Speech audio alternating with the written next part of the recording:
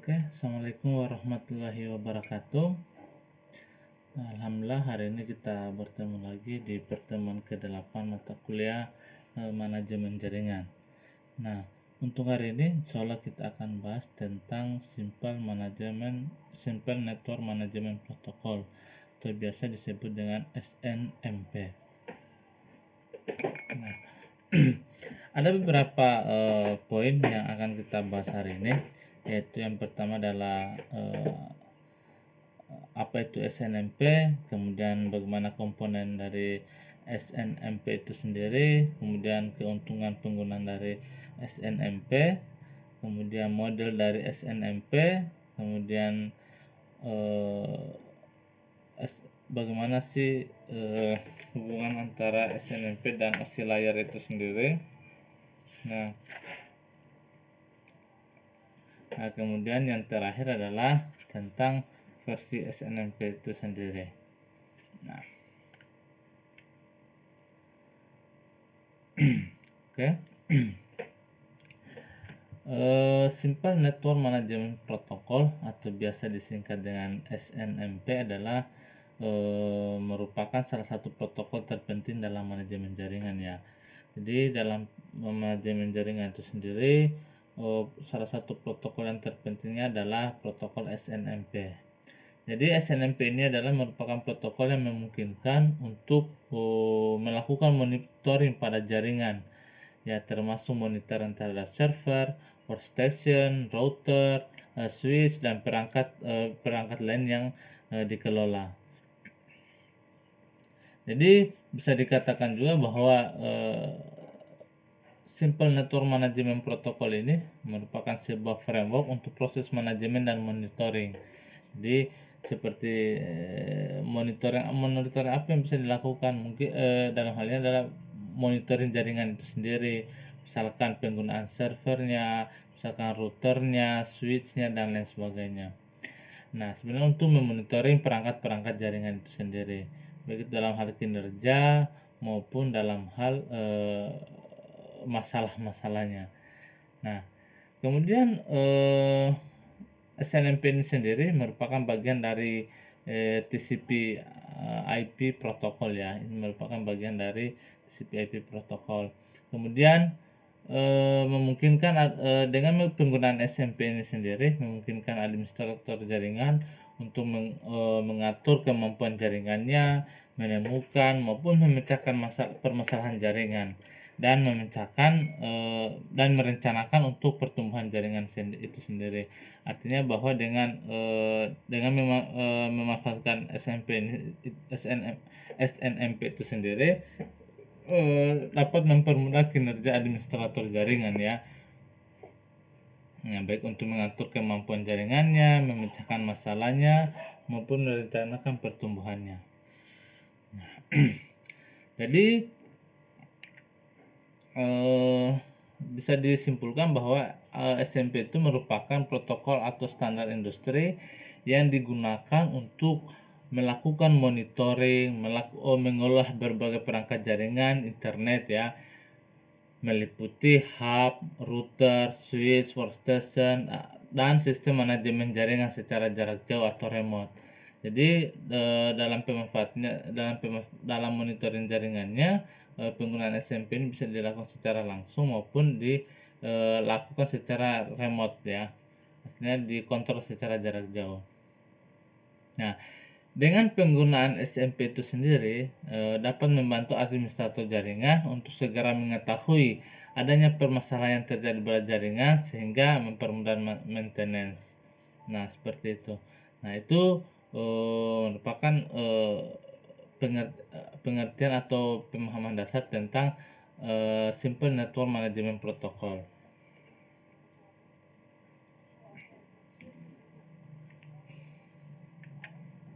Nah, apa saja sih komponen SMP itu sendiri? Nah, dalam komponen SMP itu sendiri ada 4 komponen sebenarnya, yaitu yang pertama adalah namanya SNMP Agent, kemudian ada namanya SNMP Manager, kemudian ada yang disebut dengan Management Information Base yang sudah kita bahas di pertemuan sebelumnya, kemudian ada namanya SNMP protokol itself, artinya SNMP itu sendiri. Nah, artinya adalah protokol SNMP itu sendiri. Nah, dalam SMP Agen ini sendiri, jadi SMP Agen ini sebenarnya bertanggung jawab untuk proses monitoring ya. Jadi nanti dalam hal ini SMP Agen akan memberikan laporan-laporan kepada SMP Manager. Jadi semacam bahwa dalam SNMP itu sendiri bisa dikatakan bahwa SMP manajemen ini manajer itu bertindak sebagai klien dan SMP agen itu bertindak sebagai server. Artinya bahwa yang memberikan data itu adalah bersumber dari SNMP agen itu sendiri.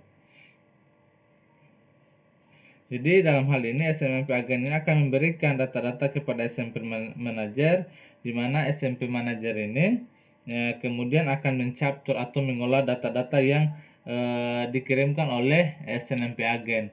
Nah, dalam hal ini data-data tersebut nanti SMP manager ini akan melakukan visualisasi ataupun melaporkan maupun hal dan lain sebagainya ya, yang bisa memberikan informasi tentang manajemen atau pengolahan jaringan itu sendiri.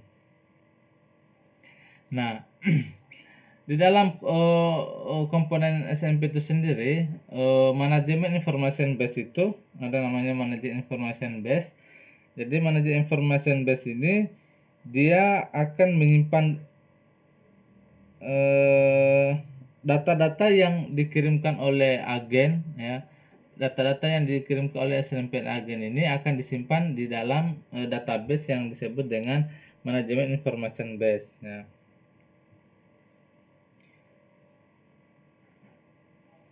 Nah, sebenarnya dalam hal ini SMP itu sendiri selalu running di perangkat-perangkat jaringan ya, selalu running di perangkat-perangkat jaringan yang ingin dimonitoring. Nah, dalam manajemen information base itu sendiri ya, dia berfungsi sebagai untuk menyimpan database ya dari data-data hasil monitoring dari perangkat-perangkat jaringan yang selalu running yang dikelola oleh manajemen SNMP agen ini. Jadi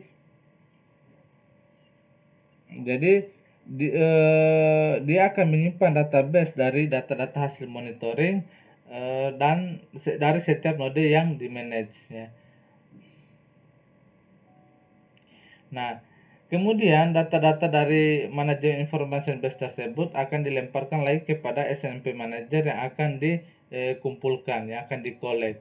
Jadi data-data dari agen ini kemudian disimpan terlebih dahulu di manajemen information base sebagai database-nya. Nah, nanti manajemen information base ini akan mengirimkan kepada SMP manager ya, akan mengirimkan kepada SMP manager untuk data-data tersebut untuk dikumpulkan. Nanti dia akan mengkolek, nanti dia akan memvisualisasi dan lain sebagainya. Kemudian ada SNMP protokol itself, artinya adalah SMP itu sendiri ya. Dan ini adalah SMP itu sendiri. Jadi bisa dilihat seperti pada gambar, ada misalkan ada satu SMP manager. Jadi ada namanya SMP protokol itu sendiri yang bekerja. Nah, kemudian ada beberapa SMP agen yang nanti memberikan informasi kepada SMP manager ini sendiri. Nanti data-data yang dikumpulkan tersebut nanti SMP manager akan mengkolek datanya, mencapture maupun nanti akan visualisasikan untuk kebutuhan manajemen jaringannya.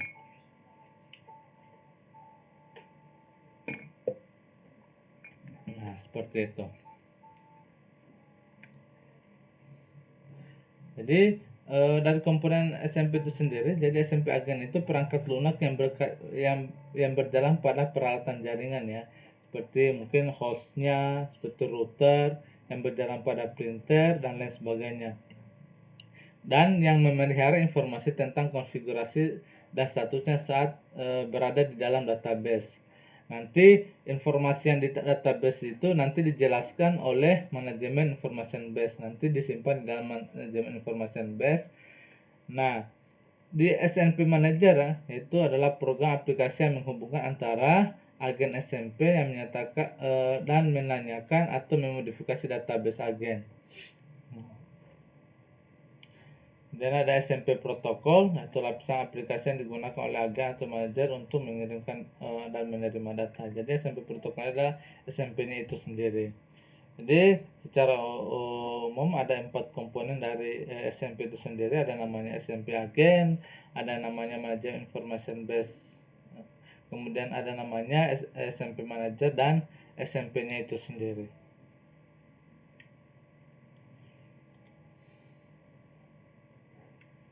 Nah, kemudian mungkin untuk bagaimana sih prosedurnya dari simple cara kerjanya ya dari SMP itu sendiri ya. Jadi ada beberapa, misalkan ini ada beberapa manajemen SMP agen, di SMP manajer ya, ada 2 SMP manajer. Jadi di setiap bagian-bagian itu ada beberapa SMP agen. Misalkan kita membuat beberapa SNMP agen. Misalkan ada SMP agen, ada switch, router, dan ada router 1, router 2, router 3. Nanti ada setiap agen itu ada berisikan beberapa variabel ya. Variabel-variabel yang ingin dikumpulkan, misalkan baik itu trafficnya maupun misalkan kapasitasnya dan lain sebagainya. Nanti parameter-parameter ini akan dikirimkan kepada data-data yang ada di parameter ini yang menjadi agen variabel ini, nanti akan dikirimkan ke SMP manajernya. Nah, seperti itu. Nah, jadi di setiap agen-agen variabel ini yang tersimpan dalam manajemen information base-nya nanti dikirimkan ke SNMP agennya. Nah, SMP manajernya.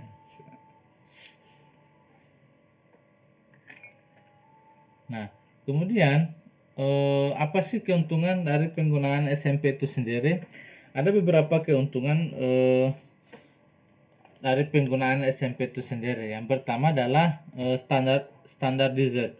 Artinya bahwa bahasa yang digunakan dalam SMP ini adalah bahasa yang standar ya.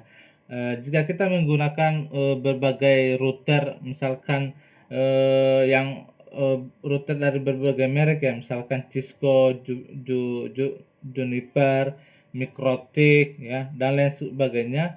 Cara kita untuk melakukan monitoring traffic itu menggunakan bahasa yang standar. Artinya semua perangkat itu baik itu kita menggunakan Cisco, Juniper, merek Cisco, Juniper, Mikrotik, dan lain sebagainya, itu semua menggunakan bahasa standar dalam hal untuk monitoring trafficnya. Kemudian ada namanya universally supported. Jadi universally supported ini artinya secara umum SMP ini ya disupport secara universal device ya. Jadi perangkat apapun yang digunakan kita bisa melakukan proses monitoring. Ya. Kemudian yang ketiga ada namanya extendable. Jadi artinya bisa ditambahkan. Misalkan ada beberapa parameter pengukuran, misalkan yang belum ditambahkan seperti pengukuran traffic atau dan lain sebagainya. Misalkan kapasitas CPU dan lain sebagainya, itu bisa di-extend atau bisa ditambahkan lagi menggunakan SMP untuk dikirimkan ke perangkat yang kemudian akan dilakukan untuk proses monitoring. Nah, jadi misalkan ada variabel-variabel yang belum ditambahkan, itu nanti bisa kita tambahkan pada saat itu bisa ditambahkan ya, ditambahkan lagi untuk proses yang ingin dimonitoring. Kemudian ada namanya portable. Jadi portable ini bisa dilakukan di banyak tempat, ya. Kemudian ada namanya Allow Distribution Management Access. Jadi dalam proses penggunaan SMP ini sendiri, ya, itu bisa dilakukan secara terdistribusi dan ataupun tersentral, ya, sehingga memudahkan dalam proses monitoringnya nanti. Kemudian ada keuntungan lain, artinya lightweight protokol. Jadi dalam proses monitoring penggunaan SMP ini tidak membebani server yang akan kita monitor. Jadi ini beberapa keuntungan yang bisa didapatkan ketika kita menggunakan Simple Network Management Protocol. Nah, kemudian dalam penggunaannya ada dua model dari SMP itu sendiri, ya. Ada yang disebut dengan SMP itu bersifat client pool, ya. Kemudian ada yang disebut dengan server post. Jadi pada client pool ini sendiri, yaitu ketika manajer mengambil data dari server, ya, jadi secara proaktif, jadi manajer secara proaktif mengumpulkan data dari server, misalkan berapa memori yang tersedia, berapa ataupun berapa CPU yang tersedia. Jadi client pool ini, ya, memberikan fungsi pada manajer untuk mengambil data-data dari server, ya.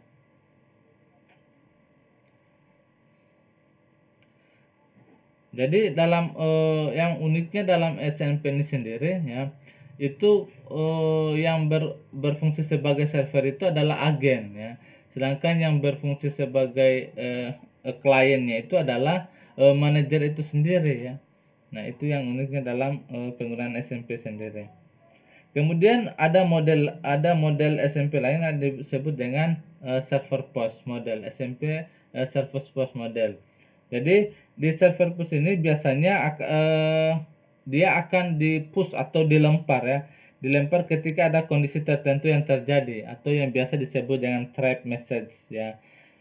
Jadi misalkan ada penggunaan misalkan dalam proses monitoring itu, misalkan penggunaan hard disk untuk server itu misalkan yang tersedia tinggal 20%, ya. Maka pada saat itu terjadi, jadi pada saat ada kondisi itu terjadi, maka SNMP ini sendiri akan mengirimkan alert kepada manajer, ya, bahwa ini loh misalkan memori atau space hard disk Anda tinggal 20%, ya, sehingga manajer itu bisa mengambil tindakan dari alert yang dikirimkan tersebut. Nah, seperti itu. Kemudian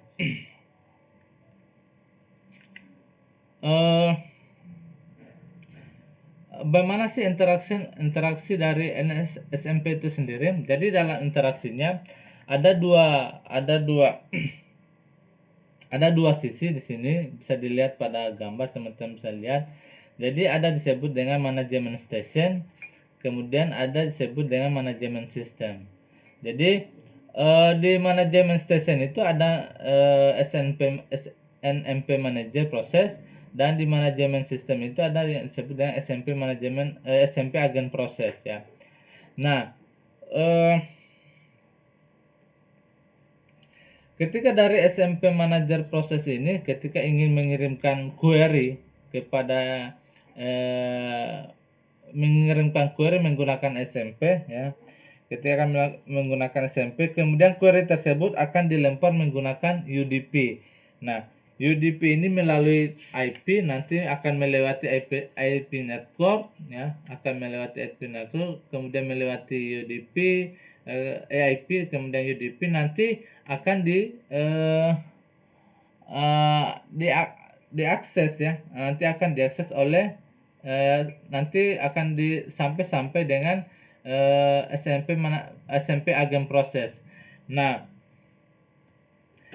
ketika sampai di SMP agen proses, jadi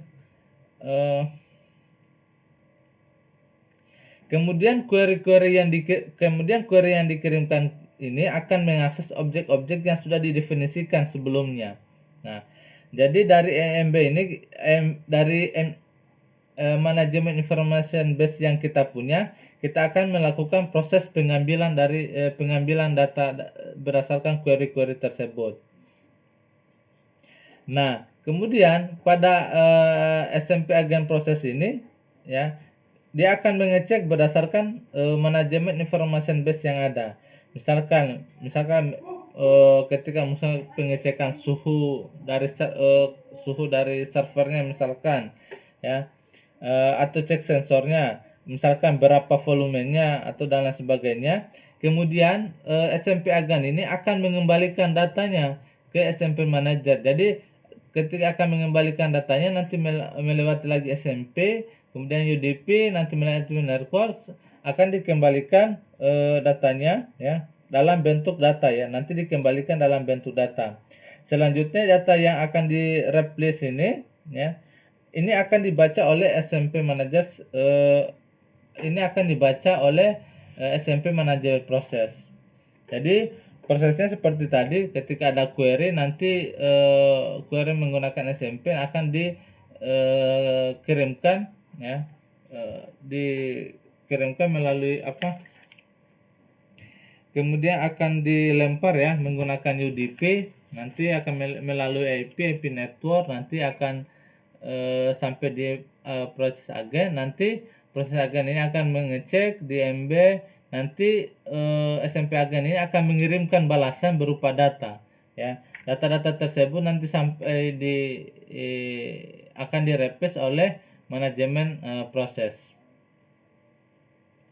Kemudian tetapi terkadang modelnya tidak seperti itu, ya. Ada juga model lain, model lain yang disebut dengan kadang data yang dikirimkan itu misalkan dari SMP Agent. Jadi ketika ada model yang disebut dengan trap ini, ya. Jadi trap ini kan ketika ada kondisi yang terjadi, misalkan seperti yang saya jelaskan tadi, misalkan ketika mungkin kapasitas hard disknya mungkin lagi 20%, nanti dia akan mengirimkan alert kepada manager, ya, SMP Manager. Jadi ketika ada trap sini, ketika berbicara tentang ini ada nanti kondisi tertentu yang men-trigger sehingga dia akan melemparkan dari SMP Agent ini sampai kepada SMP Manager, ya. Dia akan melemparkan kepada SMP Manager itu ketika ada misalkan kondisi yang terjadi, ya. Nah, tetapi secara prinsip sebenarnya kedua mekanisme kerja ini akan saling melengkapi, ya. Kedua mekanisme tadi akan saling melengkapi satu sama lain, ya, karena kebutuhannya memang seperti itu. Jadi ada dua kemungkinan, dua model tadi. Ketika kita mengirimkan query, nanti dia akan mengirimkan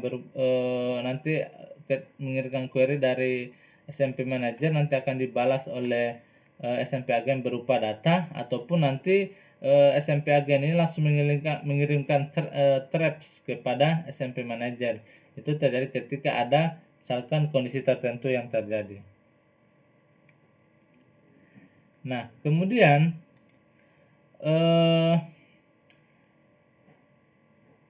bagaimana misalkan kita ingin membandingkan atau menyandingkan antara SMP dan OSI model itu, OSI model kira-kira seperti ini, ya. Jadi dalam OSI model ada 7 layer di sini. Jadi SMP ini sendiri itu berjalan di layer application. Misalkan dari sisi application, ya, itu ada dua, kita mengenal ada dua di sini, ada dua API di sini, ada namanya manajemen dan agen API. Jadi masing-masing memiliki API sendiri. Jadi ada manajemen itu memiliki API sendiri, kemudian agen juga memiliki API sendiri. Jadi secara prinsip, jadi agen ini akan mengcapture, ya, data-data ataupun nilai. Nanti manajemen dan nanti manajemen ini yang akan memvisualisasikan dengan menggunakan protokol SMP, ya. Jadi dalam layar OS ini protokol SMP ini berjalan di layar application. Kemudian pada model presentation, jadi ada disebut dengan menggunakan ASN.1 dan BER. Nah, nanti ini kita bahas di pertemuan selanjutnya ya. Kemudian ada dia session yang digunakan itu berupa RPC ataupun RPC Remote Protocol Call dan NetBIOS ya. Kemudian transportnya dia menggunakan TCP dan UDP. Nanti networknya dia menggunakan IP. Kemudian untuk data link atau fisikalnya untuk pengiriman datanya ya, yaitu dikirim melalui Ethernet, melalui token ring, wireless radio ataupun menggunakan fiber optik. Nah, untuk versi SMP itu sendiri ada 3 versi. Jadi ada versi 1 namanya SMP versi 1, SMP versi 2 dan SMP versi 3 ya. Nah, untuk SMP versi 1 ini merupakan standar protokol yang pertama kali dibuat ya. Ini SMP ini dibuat dan digunakan sebagai alat manajemen jaringan untuk jaringan dan mengoperasikan internet working atau TCP/IP. Nah, SMP ini sebenarnya digunakan untuk merujuk pada kumpulan spesifik manajemen jaringan mencakup protokol itu sendiri, ataupun mendefinisikan database ataupun konsep yang terkait. Ya. Kemudian ada versi 2. Versi 2 ini merupakan perbaikan dari versi 1, merupakan salah satu SMP yang mendirikan framework ya, di mana dapat dibangun aplikasi manajemen jaringan yang mendirikan infrastruktur untuk manajemen jaringan. Nah, fungsi-fungsi pada SMP versi 1 ini masih sama dengan yang digunakan pada versi 2, namun ada fungsi-fungsi yang dikembangkan ya, seperti fungsi trap, tadi. Kemudian SMP versi 2 memperkenalkan 2 protokol baru, ada Gatebulb dan Inform, yaitu Gatebulb digunakan untuk network management system untuk mendapatkan data-data yang berukuran besar dengan efisien. Kemudian ada operasi Inform ini memungkinkan network management system itu untuk saling mengirim informasi trap. Jadi saling mengirim informasi trap. Untuk segi keamanan ya, dari segi keamanan SMP versi 2 juga dikembangkan sehingga lebih aman dibandingkan dengan SMP versi 1. Nah, terakhir ada namanya SMP versi 3, adalah protokol SMP yang menyediakan 3 layanan penting. Jadi ini adalah perbaikan dari versi 1 dan versi 2 yang memiliki 3 layanan penting. Di sini ada namanya autentikasi, ada privasi dan akses kontrol. Ya, autentikasi ini dan privasi adalah bagian dari user based security model atau USM, dan akses kontrol yang didefinisikan dalam view based access control model atau yang biasa disebut dengan VACM. Oke. Mungkin itu saja materinya. Sekian dan terima kasih.